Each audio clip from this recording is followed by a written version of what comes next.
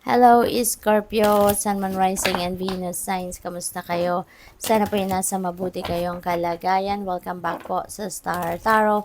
At kung bago kayo rito, welcome din po kayo. Please subscribe, like, share my videos, and leave me a comment po kung naka-resonate kayo. Thank you.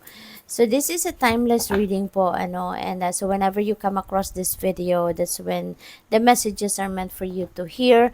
At saka within the 48 hours, no, from the time na mapanood ninyo ito, that's when it may, no, resonate, or pwede rin naman na hindi. Depende sa inyong sitwasyon because siyempre this is for the collective, this is general reading. So may mga mensahe rito na magra-resonate sa inyo, meron namang hindi. So just embrace whatever it is that will resonate, no?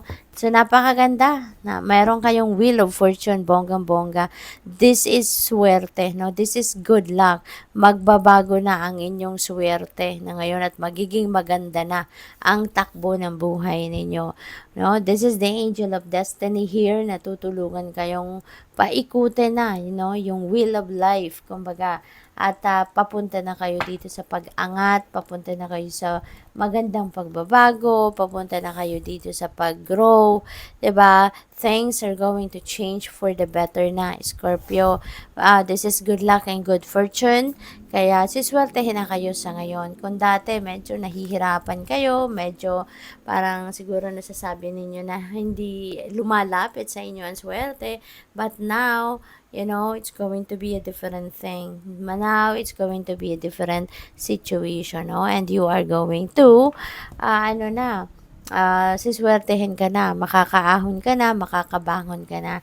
So, hindi lang sa pera ang swerte na ito, no? But also in other areas of life, gagaan na ang inyong sitwasyon.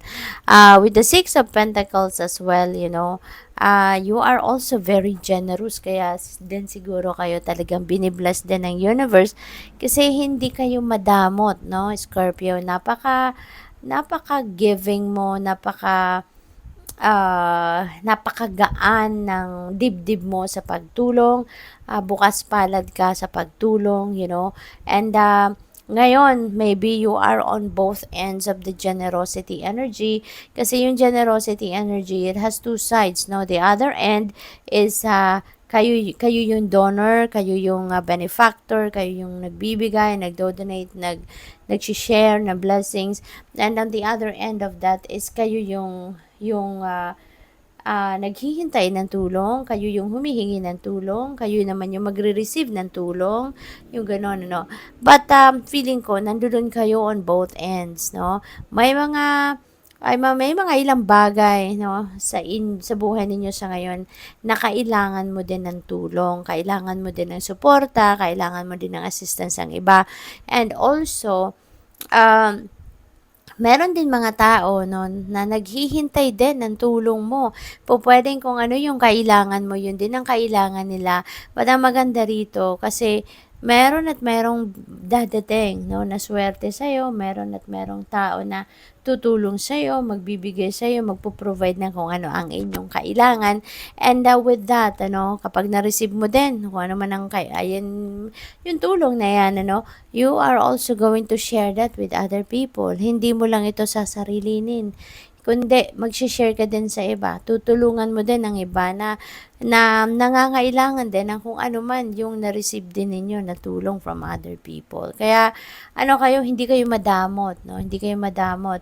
You are making sure na nakakatulong ka. You are making sure na lagi kang merong ibibigay, no? Ganon ka. Ganon ang nararamdaman mo.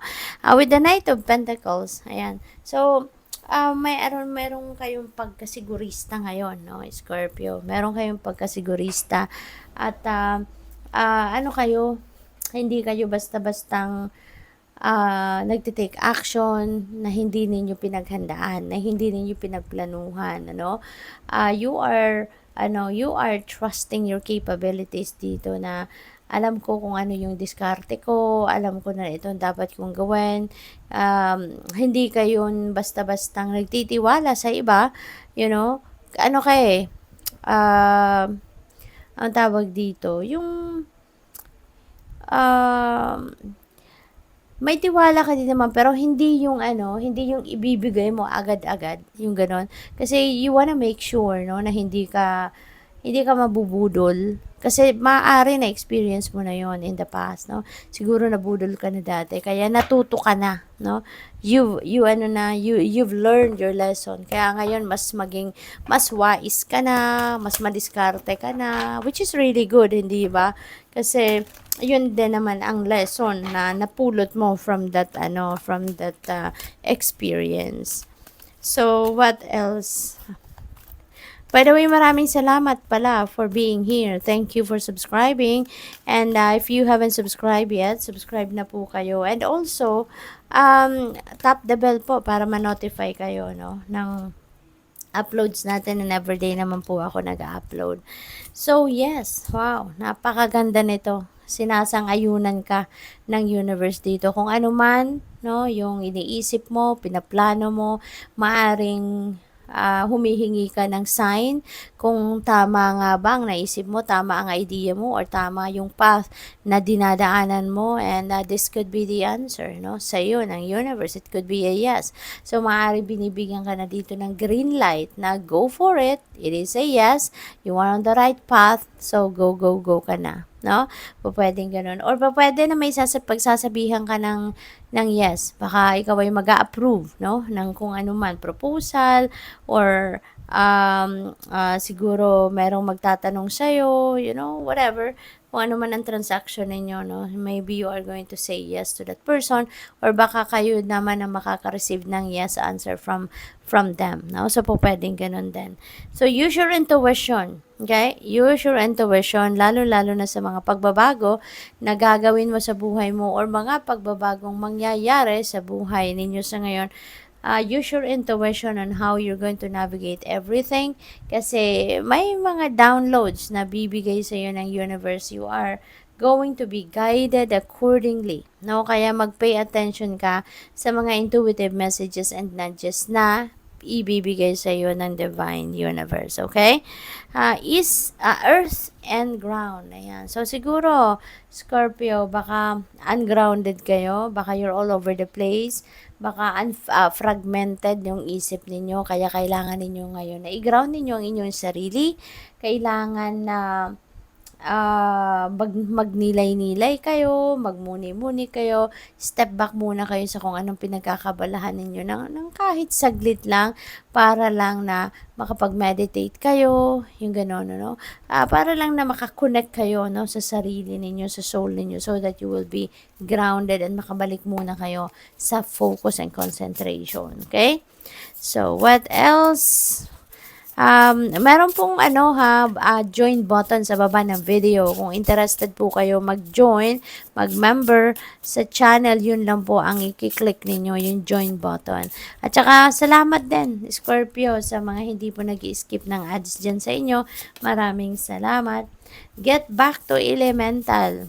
Okay? Kasi kailangan na bumalik muna kayo doon sa basic lang muna, no? Kasi siguro hindi masyadong umuubra sa inyo ngayon yung mga iba't ibang klaseng strategy or methodologies na ginamit niyo sa ngayon, na siguro mga kakaiba, or 'di ba, siguro sumubo kayo ng mga komplikado na, kaya inimbitahan kayo dito, get back to basics, okay?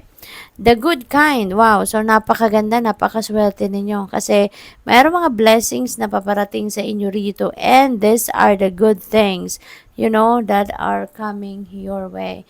Magagandang pangyayari, magagandang bagay, magagandang sitwasyon ang paparating sa inyo rito, Scorpio. Kaya you are so lucky, you're so blessed, okay? I-embrace ninyo yan. Integrate your knowing, okay? Marami na kasi kayong natutunan. You are seasoned in life na, in terms of life's experiences. Kaya isama ninyo to sa mga pagdedesisyon ninyo. Yung mga wisdom na yan na napulot ninyo, lessons that you have picked up sa inyong mga sitwasyon, no, in the past, ninyo yan, i-apply ninyo sa inyong mga sitwasyon sa ngayon. I-apply ninyo yan sa pag-navigate ninyo ng inyong mga sitwasyon sa buhay at this time. Good luck sa'yo. Thank you for watching. Love and light. Namaste.